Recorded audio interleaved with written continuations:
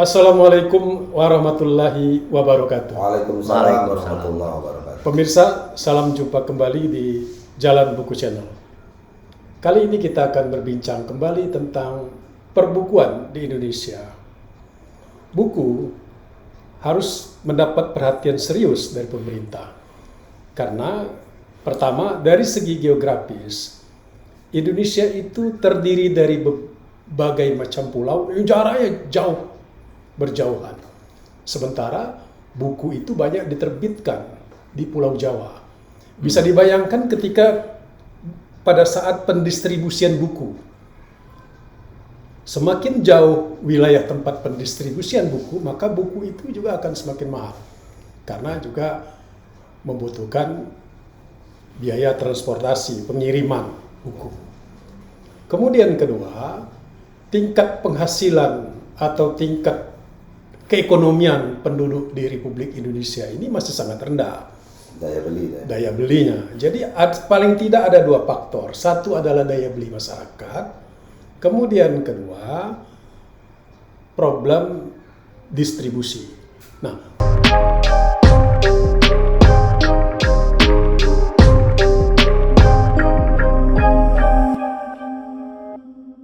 untuk kali ini kita di sebelah saya sudah ada Pak Sam, ya. Kemudian di sebelah kiri saya juga ada Pak Tarmizi. Mereka berdua ini, Pak Sam dan Pak Tarmizi ini, orang-orang yang memang para birokrat yang memang sudah berkecimpung lama di dalam dunia perbukuan. Bahkan terakhir Pak Sam juga telah menulis beberapa buku tentang novel yang itu penuh dengan inspirasi dan penuh dengan pesan-pesan. Sementara Pak Tarmizi sendiri banyak sekali karya-karya atau produk-produk buku yang dikembangkan, yang ditulis oleh beliau terkait dengan masalah pembelajaran. Bahkan kedua beliau ini juga pernah aktif di dalam korporasi di bidang perbukuan, termasuk juga Pak Tarmizi. Saya kira nanti kita akan dan terakhir kami berdua mendirikan komunitas Jalan Buku. Nah, terakhir membuat komunitas Jalan Buku. Sampai sekarang. Sampai sekarang ya. Ya. Ya, saya persilakan sepenuhnya nih dengan Pak Sam nih. Pak Sam mungkin lebih paham. Terima kasih Pak Derwanto. Menarik ini ya, pagi ini kita bincang-bincang terkait dengan perbukuan. Ingat dengan masa kampanye kemarin, Pak. Oh iya. Ya. Saya cermati, mudah-mudahan saya tidak salah. Itu dari 3 capres itu tidak ada yang kedengaran tentang bagaimana membangun perbukuan ke depan. Gitu. Apa saya salah dengar atau apa, tapi saya setiap perhatikan itu debat ya, atau juga pertemuan-pertemuan capres di tempat-tempat lain yang kita terima dari YouTube dan lain sebagainya, itu minim sekali ya bicara tentang bagaimana membangun perbukuan ke depan. Atau istilah Pak Derwanto tadi, politik perbukuannya itu relatif masih rendah, sementara perbukuan dengan pendidikan itu kan dua hal yang tidak bisa dipisahkan, kan begitu. Jadi jujur saja memang kita prihatin bagaimana kira-kira ke depan. Belum lagi tantangan dunia digital, ya kan? Bagaimana itu menyesuaikan perkembangan perbukuan dengan dunia digital yang tentu akan semakin rumit. Selain tadi faktor-faktor yang diangkat Pak Derwanto tentang distribusi, tentang daya beli masyarakat dan lain sebagainya, gitu. Ada juga persoalan alih teknologi kan, ya. Dari dunia manual kepada dunia digital. Nah, ini kan akan ada banyak persoalan, bukan hanya di penulisnya, tapi juga di penerbitnya, di distributornya, di agen-agen perbukuannya, dan begitu kan, ya. Akan ada persoalan-persoalan gitu. Jadi begitu rumit. Tapi sayangnya kemarin waktu kita mendengarkan kampanye dari setiap capres itu terasa seperti kurang peduli ya terhadap perbukuan. Seharusnya harus mendapat perhatian, karena perintah dari konstitusi itu adalah mencerdaskan bangsa, kan begitu kan? Betul. Salah satu dari buku, dan itu kan? dimaknai dengan pendidikan dan buku kan. Iya. Makanya tadi kan dua hal ini nggak bisa dipilah. Kalau saya melihat itu, jadi kita nggak boleh pesimis ya. Tapi saya melihat dari kira-kira kalau suasana kampanye kemarin itu seperti itu, kok kayaknya dunia perbukuan ke depan belum ada tanda-tanda untuk lebih bergairah gitu loh. Tapi Kira-kira. bisa kita tanya dengan Pak Tarmizi. Pak Tarmizi juga terlibat penuh dulunya dalam hal penerbitan buku, juga termasuk dengan penulisan buku. Iya, kalau saya sih, kalau Pak Sam mulai dari masa kampanye kemarin ya, kampanye pilpres atau kampanye pemilu anggota legislatif dan lain-lain itu mengukuhkan saja keprihatinan yang sangat mendasar di Republik ini. Iya. Jadi kita itu dalam semua dari semua sektor kehidupan kita tidak memiliki kepedulian terhadap buku sebetulnya. Ya, baik itu pemerintah maupun non pemerintah. Mengapa saya katakan begitu? Kalau kita mundur ke belakang, Pak Darwanto, sejarah perbukuan di Indonesia itu dimulai oleh para pedagang. Ya, jadi buku itu adalah komoditi bisnis untuk mencari uang. Ya, orang-orang yang banyak bergerak di bidang perbukuan nanti berikut juga kertas. Itu orang-orang dari Sumatera Barat. Kita tahu kan kalau orang Padang gitu kan cari piti. Kira-kira bisnisnya juga kuat. Kira-kira piti. Kertas itu dikuasai oleh Chinese. Mohon maaf, kawan-kawan kita orang Cina itu kan cari cuan.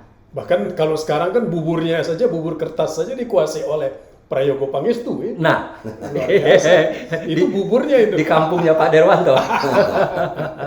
Jadi di Sumatera Selatan itu ada pertanian ya, ada perkebunan, nanam pohon apa itu? Bahan baku. Hutan tanaman industri untuk bahan baku kertas gitu kan ya. Nah, jadi setelah kita merdeka pun pemerintah tidak punya kepedulian terhadap buku sebetulnya.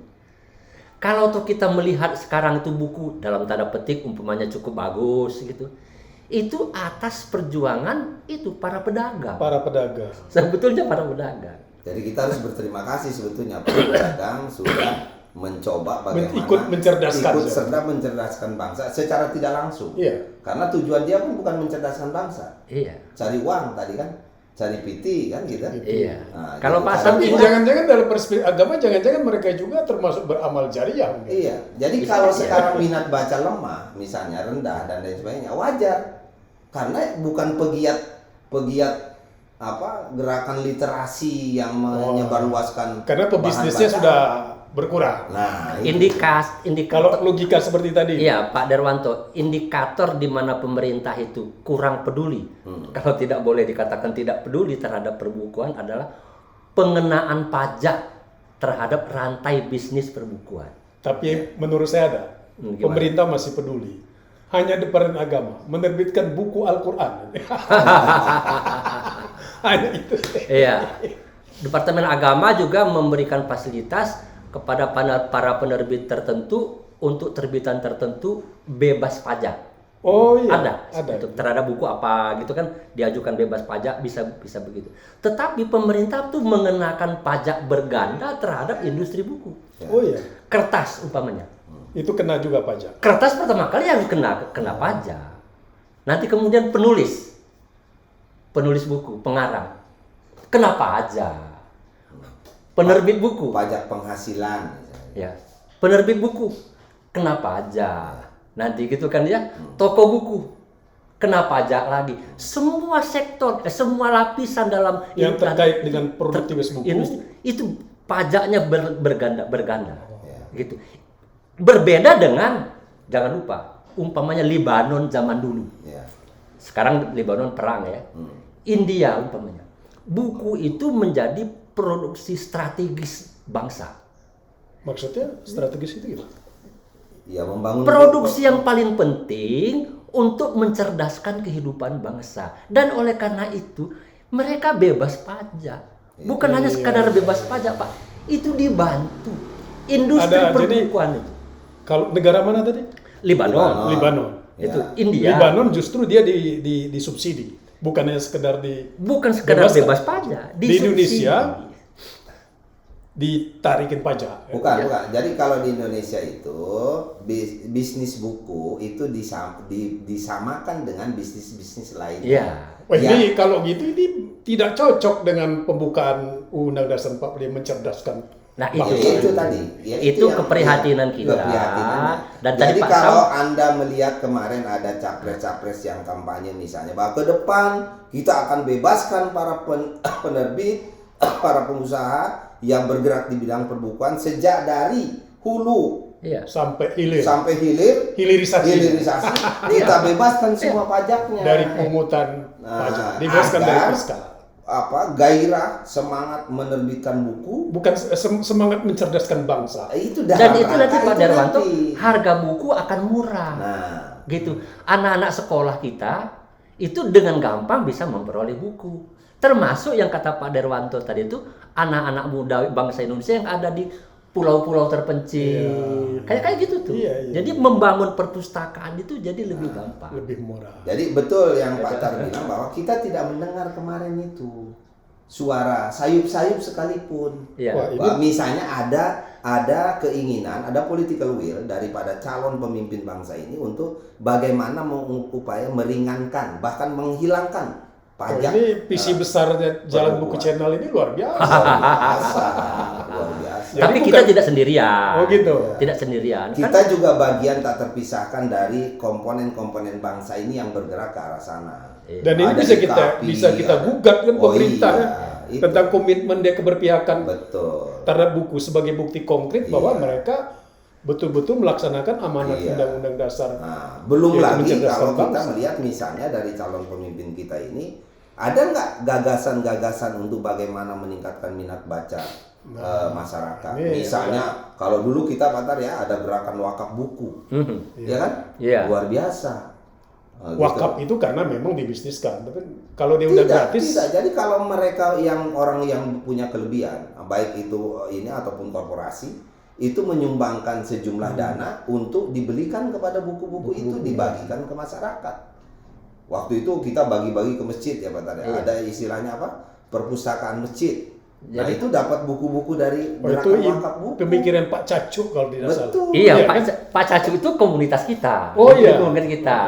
Katakanlah ya lingkaran kecilnya Pak Cacu itu ya Pak Samsudin. Oh gitu.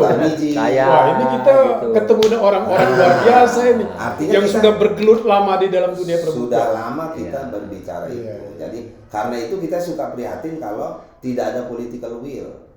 Gitu ya. Untuk kok sekarang kita lebih suka makan gratis, minum gratis, tidur gratis.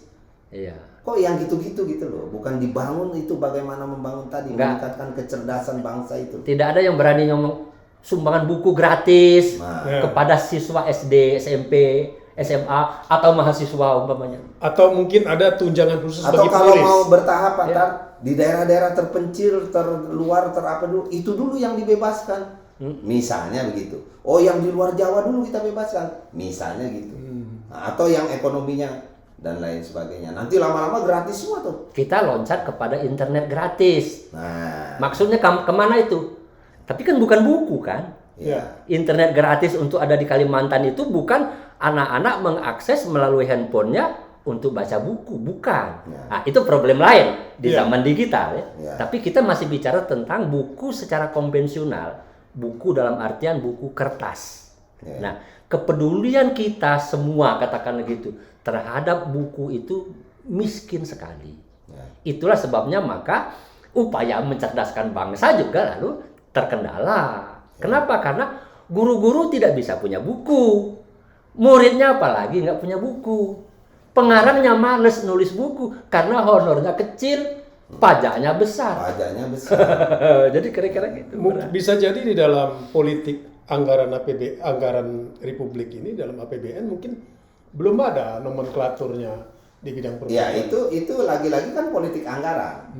Nah, politik anggaran itu lebih cenderung kemana gitu ya. Jangan dikira bahwa anggaran 20% yang dari APBN untuk pendidikan itu sudah jangan hanya sekedar fasilitasi umum saja. Begitu. Jadi belum tentu gitu loh. Dalam pengelolaannya belum tentu. Bisa jadi masalah buku ini juga anggarannya itu perbukuan ini juga bagian dari nomenklatur APBN yang di bidang pendidikan 20% itu seharusnya. Ada alokasi anggaran maksudnya? Ada alokasi anggaran, tapi umumnya karakteristik anggaran di kita itu Pak Ader, itu lebih kepada misalnya ke belanja pegawai. Oh. Lebih banyak itu untuk gaji guru, tunjangan dan lain belanja sebagainya. Pegawai ya? Belanja pegawai. Ya memang itu penting ya untuk kesejahteraan pegawai. Tapi kalau kita lihat, kalau belanja pegawainya saja sudah begitu, yang untuk kayak beli buku, kayak beli apa itu gimana? Kan padahal kurang. itu penduduk ya kan yang terlibat peserta didik. Iya. Yang sebenarnya harus mendapat buku itu ya. Iya. Kan ke sana jadinya. Padahal kegiatan-kegiatan pembelajaran yang harus di backup oleh anggaran yang memadai itu antara lain kan beli buku, beli sarana prasarana apa yang diperlukan untuk pembelajaran siswa kan mestinya ke sana. Tapi ini kan lebih banyak dipakai. Coba deh lihat transfer daerah itu sebagian besar apa? Kan gaji guru, gaji apa, honorer dan lain sebagainya. Jadi belanja pegawai kalau bahasa kasar ngurusin perut. Iya. Ini Belum apa ngurusin. memang karena pengalaman Pak Sam sebagai iya. bidang perencanaan, betul ya Pak? Betul, memang pasti begitu. Pemerintah itu lebih kepada dana pemerintah itu terserap banyak kepada biaya rutin. Ya. Sifatnya gitu kan ya, gaji pegawai, bayar listrik, Operasional, biaya operasional. sifatnya apa itu? begitu. Yang rutin. Nah, jadi kita terlupakan memikirkan hal-hal yang strategis dalam hal bidang pendidikan umpamanya. Oke, katakanlah Anies Baswedan sudah fokus bagus bicara tentang pendidikan. Tapi di dalam pendidikan itu umpamanya sektor perbukuan bagaimana? Ya. Kalau tidak salah ingat saya tidak satu kata pun. Betul. Pernah dia mengucapkan pada saat dia datang ke Maluku Utara. Oh, pernah. Ya, Betul karena ya? itu hanya sekedar selintas saja karena ingin membangun perpustakaan di daerah. Ya. Jadi Karena diperhitungkan itu harga bukunya biaya transportasi tinggi, maka pemerintah akan mensubsidi. ya. Tapi kan hanya subsidi distribusi Ya, kan. bukan persoalan politik perbukuan. Bukan politik perbukuan Ya, dalam pengertian sesungguhnya. Bukan polisi tentang bagaimana strategi pemerintah atau negara mengembangkan perbukuan untuk menunjang pencerdasan rakyat. Artinya Kan itu. kita tidak melihat ada roadmap gitu ya, bagaimana perbukuan dibangun.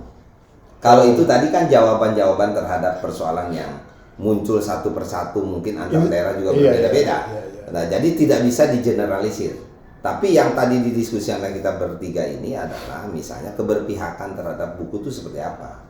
Ada nggak upaya untuk meringankan pajak misalnya, gerakan-gerakan misalnya itu tadi seperti gerakan wakaf buku dan lain sebagainya.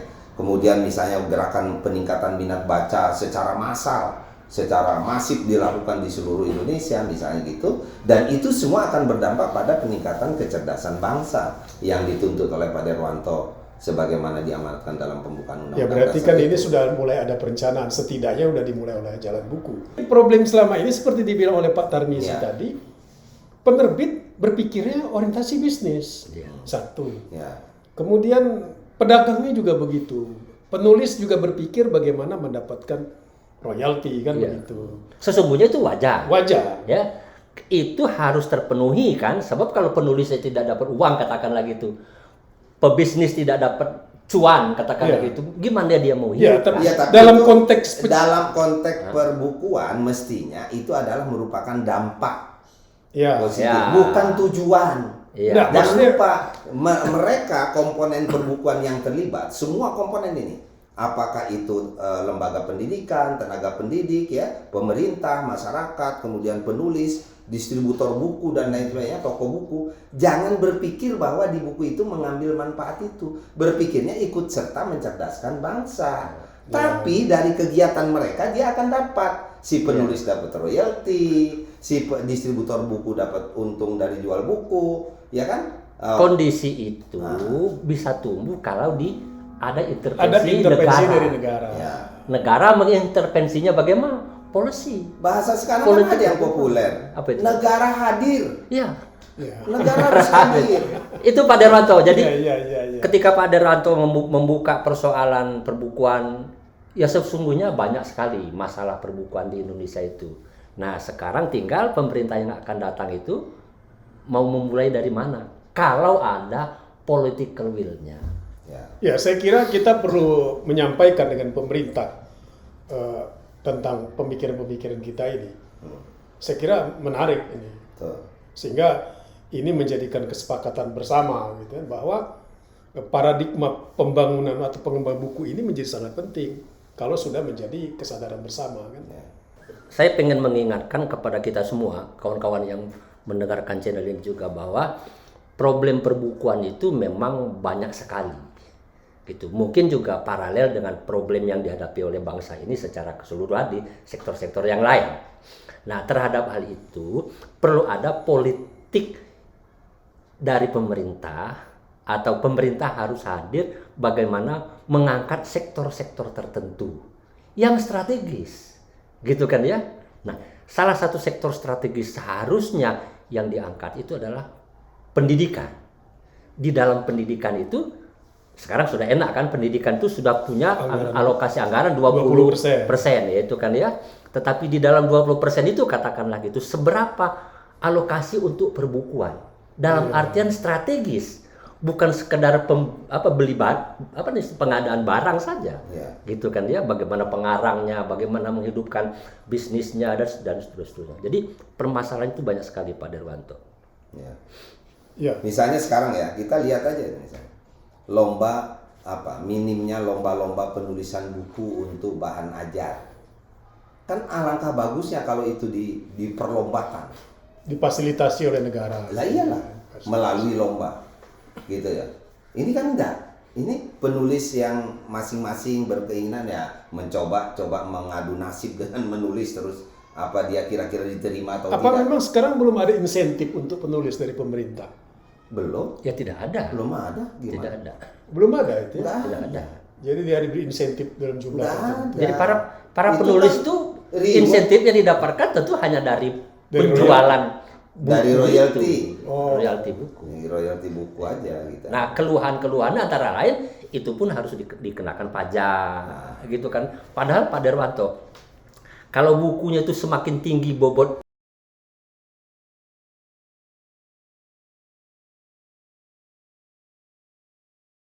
bahkan bertahun-tahun sebelumnya, kalau dia hanya mendapatkan imbalan material sedikit sekali, itu kan berarti kan melemahkan motifnya, itu kan ya. Lain halnya seperti Pak Sam tadi sebutkan, kita buka perlombaan menulis buku, umpamanya hadiah pertama dikasih hadiah pergi haji, umpamanya.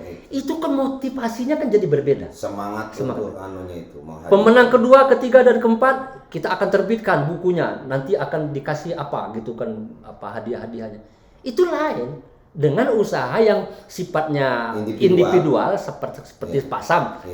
Nulis buku gitu kan ya, tergantung berapa laku bukunya. Gitu kan. Sementara sekarang bukan didesain itu untuk menghadirkan buku berkualitas. Iya, penulis seperti Pak Sam itu tidak didorong untuk lebih bersemangat lagi menulis buku. Saya membayangkan kalau seandainya di dalam dunia perbukuan itu dibebaskan pajak, itu cukup menarik. Iya. Sehingga orang bisa berpikir bahwa biaya produksi menjadi semakin rendah. Iya. Kemudian kedua, dampaknya harga semakin sangat terjangkau, kan gitu. Kemudian ada insentif untuk penulis dan ditunjang dengan berbagai. Salah satu insentif itu kita meniru yang dilakukan Anies Baswedan di DKI itu. Dan ada yang menarik itu, di Pak. Di DKI itu guru, pensiunan, purnawirawan, segala macam itu yang berjasa terhadap negara ini bebas PBB-nya nggak bayar. Iya. Tadi kita tadi sempat menyinggung tentang perusahaan bubur kertas. Kan itu konglomerat itu. Pasti. Itu triliunan keuntungan. Iya. Seharusnya mereka tidak hanya peduli dalam bentuk membagikan dalam bentuk CSR kan. Kalau selama ini kan CSR-nya untuk kebutuhan lingkungan setempat. Iya. Seharusnya harus ditambah lagi itu mereka itu. Enggak apa-apa, itu ditambah lagi untuk lingkungan setempat itu antara lain ini kalau ada kebijakan untuk lingkungan setempat itu udah benar karena dia adalah yang mengalami dampak langsung dari maksud saya ini dalam konteks perbukuan. Sebentar, itu bisa juga tinggal ditingkatkan misalnya tadi. Dari CSR itu mestinya ada alokasi, ya kan? Sekian % untuk perbukuan. Iya. Misalnya gitu loh. Jadi nanti dibelikan buku dibagikan ke masyarakat sekitar. Atau konkret begini Pak Der, barangkali Prayogo Pangestu yang memiliki perkebunan luas sekali di Sumatera Selatan. Dia menggratiskan buku untuk seluruh siswa SD SMP di Sumatera Selatan. Begitu juga bisa. Bayangkan kalau orang tua di Sumatera Selatan udah nggak mikirin beli buku, gara-gara dibantu oleh Prayogo Pangestu. Ya sebenarnya kalau begitu pemerintah tidak memberikan anggaran sebenarnya kalau ada kebijakannya. Kan itu tadi. Pemerintah bikin kebijakan perusahaan. Itu yang namanya ada keberpihakan terhadap perbukuan. Ya kembali lagi pada harus dibayar semua oleh pemerintah. Iya. Nah itu di Sumatera Selatan kan. Nah sekarang di Kalimantan siapa? Atau seperti pabrik kertas Leces misalnya. Iya. Itu misalnya di Sulawesi siapa? Kalau itu semua dibebani itu, jangan hanya merusak lingkungannya yang tapi bagaimana dikompensasi dalam bentuk itu tadi. Nah jadi akhirnya dia bisa memagari kan masyarakat di sekitar yang mendapatkan jasa, yang mendapatkan kebaikan dari perusahaan, dia kan akan berbalas budi kepada perusahaan itu. Jadi bukannya menyerang, jadi itu untuk keamanan perusahaan dia di situ juga kan? Ya karena dulu kan kalau seperti perusahaan Prayogo Pangestu dulu kan pernah di demo besar-besaran kan, si pabrik bubur kertas itu. Ya itu antara lain. Jadi bagaimana untuk mengamankan perusahaan itu agar perusahaan itu bersahabat, ramah lingkungan gitu. Ramah lingkungan itu dalam petik yang itu ya. Nah, kalau itu dikembalikan ke mereka, insya Allah kan mereka nggak ada demo besar apa segala macam. Karena apa? Merasa memiliki. Iya. Kan itu, ada merasa memiliki perusahaan. Ya, saya ingat kebetulan yang demo kertas Prayogo Pangestu di Sumatera Selatan kan adik saya kan gitu kan ya. Oh, yang mengerahkan tidur selama 100 hari atau berapa hari itu? Iya. Kantor gubernur itu. Iya, kantor gubernur dikepung oleh para petani di sekitar perkebunan Prayogo Pangestu gitu kan ya. Kalau saja industri Prayogo Pangestu itu punya kepedulian terhadap masyarakat lingkungannya, antara lain umpamanya ke buku tadi, jadi anak-anak sekolah dibantu oleh mereka untuk beli bukunya, buku jadi gratis. Tentu saja industri yang ada di Sumatera Selatan itu kan relatif bisa dikendalikan secara lebih aman, barangkali begitu. Begitu juga di tempat-tempat lain di mana ada perkebunan bubur kertas. Di Kalimantan juga ada. Pabrik kertas, umpamanya seperti itu. Nah, jadi jangan sampai lalu keresahan lingkungan masyarakat itu memuncak. Kenapa? Karena mereka nggak dapat apa-apa. Tidak merasakan manfaat kehadiran mereka. Tidak ada keadilan, gitu.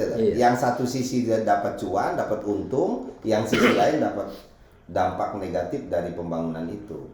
Dan itu tidak hanya berlaku di perusahaan-perusahaan swasta, Pak Tar. Sebaiknya BUMN. Contoh aja lah, ada kilang minyak di Indramayu misalnya gitu kan. Ya itu yang di sekitar Indramayu dikompensasi dengan antara lain itu tadi di Tuban di mana begitu kan. Coba masyarakatnya itu disantuni dengan cara yang seperti itu. Apalagi kalau dia bisa beasiswa gratis. Jadi nggak usah pakai kartu Indonesia Pintar apa segala macam. Ya itu udah masing-masing bergerak gitu ya untuk apa itu. Tidak membebani langsung negara. Gitu loh. Maksud saya APBN ya. Tidak harus APBN. Tidak harus APBN. Tapi itu bisa dilakukan apabila ada kemauan politik dari pemerintah. Begitu. Ya, ini terkait dengan visi pemimpinnya. Iya. Dan saya kira dari ketiga calon presiden kemarin itu belum terdengar kita. Belum terdengar. Anda dengar sayup-sayup di Maluku Utara ada kampanye itu tentang perpustakaan. Semoga dengan yang ada ini baru saya dengar ini dari Prabowo ngasih orang makan gratis. Bukan memberi asupan ke otak. Asupannya ke perut. Tadi kita sampai kapan ingin menjawab amanat pembukaan Undang-Undang Dasar yang terkait dengan upaya mencerdaskan kehidupan bangsa. Dan upaya mencerdaskan kehidupan bangsa itu tidak bisa dilakukan oleh satu kekuatan, satu elemen bangsa, tapi harus seluruh komponen bangsa ikut. Gitu loh. Semoga dengan ngobrol kita ini ada yang dengar, Pak Derwanto. Tapi saya kira perlu dirumuskan juga dalam bentuk kertas kerja. Dan bisa kita ajukan kepada pemerintah. Ya kan?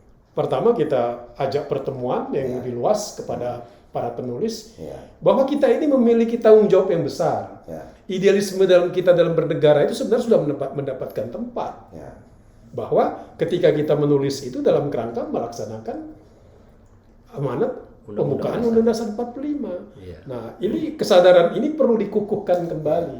Kemudian kita sampaikan kepada pemerintah. Ya. Saya kira itu benar tuh Pak Tarmizi. Ya. Mudah-mudahan lah Pak Darmanto. Ya. Ya, mudah-mudahan bermanfaat. Gitu. Demikian pemirsa, kita sudah berbincang tentang komitmen pemerintah atau komitmen politik di dalam perbukuan. Salam, jumpa kembali pada kesempatan yang lain, kita akan berbincang lebih jauh. Billahi taufiq wal hidayah, wassalamualaikum warahmatullahi wabarakatuh. Waalaikumsalam warahmatullahi wabarakatuh.